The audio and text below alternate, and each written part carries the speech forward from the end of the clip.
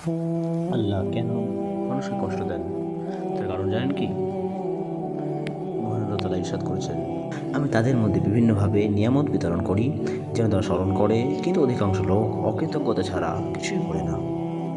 আসসালামু আলাইকুম ওয়া রাহমাতুল্লাহ। প্রিয় দর্শক, আজকে আমরা খুবই জীবন ঘনিষ্ঠ একটা বিষয় নিয়ে আলোচনা করতে চাই। আমাদের জীবনে নানান দুঃখ কষ্ট, জীবন জীবিকার অনিশ্চয়তা এবং অর্থ কষ্ট নিয়ে বিস্তারিত আলোচনা করতে চাই। কেন আমাদের জীবনে এসব দুর্যোগ ও দুঃখজনক ঘটনা ঘটে, তার প্রকৃত কারণ অনুসন্ধান করতে চাই। প্রিয় দর্শক, ইসলাম বিদ্বেষীদের একটি কমন প্রশ্ন, আল্লাহ তাআলা যদি থাকেন তাহলে পৃথিবীতে এত প্রাকৃতিক দুর্যোগ কেন? তাহলে এত ভূমিকম্প হয় কেন? দুর্ঘটনায় এত মানুষ মারা যায় কেন? স্রষ্টা যদি থেকেই থাকেন তবে তিনি কেন মানুষকে এত দুঃখ কষ্ট ও বিপদ দেন? স্রষ্টা যদি থাকতেন তবে তার সৃষ্টিকে সাহায্য করতেন, এভাবে তাকে বিপদের মধ্যে ফেলতেন না। আমরাও অনেক সময় বলি, আল্লাহ কেন আমাকে এত কষ্টের জীবন দিলেন, যেখানে অন্যরা কত শান্তিতে আছে? আমার কপালে এরকম শয়তান স্বামী পড়লো কেন? আমার কপালে এরকম জল্লাদ পড়লো কেন? আমি তো 5 ওয়াক্ত নামাজ পড়ি, রোজাও রাখি, কোনোদিন ঘুষও খাইনি, কিন্তু তারপরেও আমার ক্যান্সার হলো কেন? সত্যিই যদি আল্লাহ নামে কোনো সত্তা থেকেই থাকেন তাহলে পৃথিবীতে এত দুঃখ কষ্ট কেন? আসলে পৃথিবীতে কোনো সমস্যা থাকার মানে এই নয় যে কোনো পরম করুণাময় সৃষ্টিকর্তা নেই, বরং এটাই প্রমাণ করে যে আমি সৃষ্টিকর্তা সম্পর্কে নিজেই কিছু একটা ধারণা করে বসে আছি, যা মোটেই সঠিক নয়। বিশ্বে 40% মানুষ ইন্টারনেট ব্যবহার করে, 10 থেকে 15% মানুষ ইন্টারনেট ব্যবহার করার সামর্থ্য নেই, তা ইন্টারনেটকে চেনেও না। কিন্তু আপনি ইন্টারনেট ব্যবহার করেন তো? আপনি এই সময় খেয়ে বসে আছেন, কিন্তু পৃথিবীতে কত মানুষ তাদের খাদ্যের জন্য লড়াই করছে। আপনি যতক্ষণ ধরে এই ভিডিওটা দেখছেন ততক্ষণে এদেশে 3 জন মানুষ মারা গেছে, কিন্তু আপনি বেঁচে আছেন তো? এভাবে আল্লাহ তাআলা বিভিন্নভাবে নানা উপায়ে বিভিন্ন ক্ষেত্রে আমাদেরকে নিয়ামত দান করেন। আল্লাহ তাআলা ইরশাদ করেছেন, ওয়ালাকাদ সাররাফনাহু বাইনাহুম লিয়াযাক্কারু ফাআবা আকসারুন নাসি ইল্লা কুফুরা।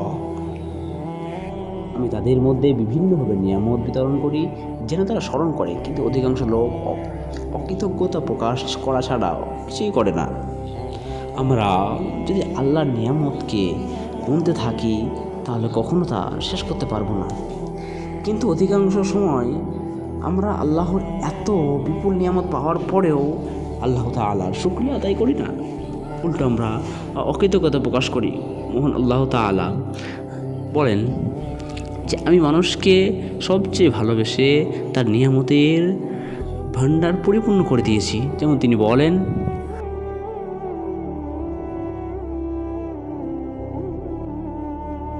أَمْ تَرَوْا أَنَّ اللَّهَ سَخَّرَ لَكُم مَّا فِي السَّمَاوَاتِ وَمَا فِي الْأَرْضِ وَأَسْبَغَ عَلَيْكُم نِّعْمَهُ ظَاهِرَةً وَبَاطِنَةً।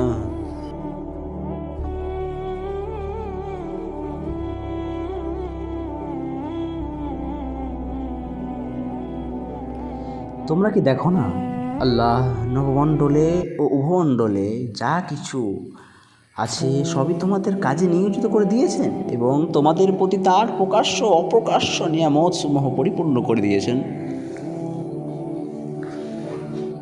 তাহলে প্রশ্ন আসে যে মহান আল্লাহ রব্বুল আলামিন যদি মানব জাতিকে এত নিয়ামতি দিয়ে থাকেন, এত অনুগ্রহ করে থাকেন, তাহলে তিনি কেন মানুষকে বিপদ আপদে ফেলেন? মানুষকে কেন তিনি কষ্ট দেন? আর মানুষকে কষ্ট দিয়ে তার লাভ কি? তাই আল্লাহ তাআলা নিজেই এই প্রশ্নের উত্তর দিয়েছেন। মানুষকে তিনি কেন কষ্ট দেন? এত অসীম রহমতের অধিকারী হওয়া সত্ত্বেও কেন তিনি মানুষকে বিপদ আপদ দেন?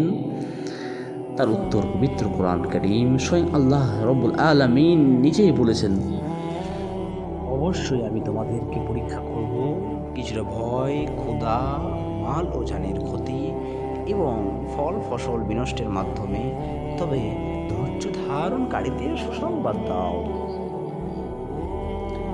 তার মানে আল্লাহ তাআলা আমাদেরকে পরীক্ষা করবেন, আমাদেরকে পরীক্ষা করার জন্যই দুঃখ কষ্ট দিয়ে থাকেন। এটাই তার সংবিধান, এটাই তার নিয়ম। এই নিয়ম শুধু আমাদের ক্ষেত্রেই প্রযোজ্য নয়, বরং পূর্ববর্তী উম্মতদের ক্ষেত্রেও তিনি এমনটাই করেছেন। ক্ষুদ্রা কষ্ট, ক্ষতি, বিপদ আপদ ও মুসিবতের মাধ্যমে তাদেরকেও পরীক্ষায় ফেলেছেন। পবিত্র কোরআনে আল্লাহ তাআলা বলছেন, আমি তাদেরকেও পরীক্ষা করেছি যারা তাদের পূর্ব ছিল। আল্লাহ অবশ্যই জেনে নেবেন যা সত্যবাদী, এবং নিশ্চয় তিনি মিথ্যুকদের ব্যাপারেও জেনে দেবেন। প্রিয় দর্শক, এতক্ষণের আলোচনা থেকে আল কোরআনের ভাষায় বলা যায়, নিশ্চয় আল্লাহ তাআলা আমাদের ঈমান পরীক্ষা করার জন্যই বিভিন্ন সময় আমাদের বিপদ আপদ, দুঃখ কষ্ট দিয়ে থাকেন। তাফসীর ইবনে কাসির সূরা বাকারা 155 আয়াতের মধ্যে আল্লাহ তাআলা বলেন, এর ব্যাখ্যা করা হয়েছে, নিশ্চয়ই আমি তোমাদেরকে ভয় ও ক্ষুধা এবং ধনসম্পদ, জীবন ও ফল ফসলের ক্ষয়ক্ষতি দ্বারা পরীক্ষা করব, তবে ধৈর্যধারীদের জন্য সুসংবাদ এটি। অর্থাৎ এই আয়াতের মাধ্যমে আল্লাহ তাআলা ঘোষণা করেছেন যে তিনি অবশ্যই বিপদ আপদের মাধ্যমে নিজ বান্দাদের পরীক্ষা করেন। তবে যখন মুমিন ধৈর্য ধারণ করার মাধ্যমে এই পরীক্ষায় উত্তীর্ণ হয়, তখন তারা প্রতিদান পেয়ে থাকে। যেমন অন্য আয়াতে আল্লাহ তাআলা আরও বলেছেন, আমি অবশ্যই তোমাদেরকে পরীক্ষা করব যতক্ষণ না আমি জেনে নিই যে তোমাদের মধ্যে কে জিহাদকারী, কে ধৈর্যশীল, এবং আমি তোমাদের কার্যাবলী পরীক্ষা করব। আল্লাহ তাআলা মানুষকে কখনো পরীক্ষা করেন উন্নতি ও মঙ্গল দ্বারা, আবার কখনো পরীক্ষা করেন অবনতি ও অমঙ্গল দ্বারা। হ্যাঁ, তাদের কাজ ফাঁদ পাতা তোমার সামনে তারা রাখবে, তারা তোমার সামনে অনেক রকম ফাঁদ পেতে রাখবে। ফোন যেখানে তুমি ঢুকে গেলে ঘন্টার পর ঘন্টা তোমার নষ্ট হয়ে যায়। চলে যায় কতদিন কত রাত, আসে না সে কাঙ্ক্ষিত শাহাদাত। চলে যায় কতদিন কত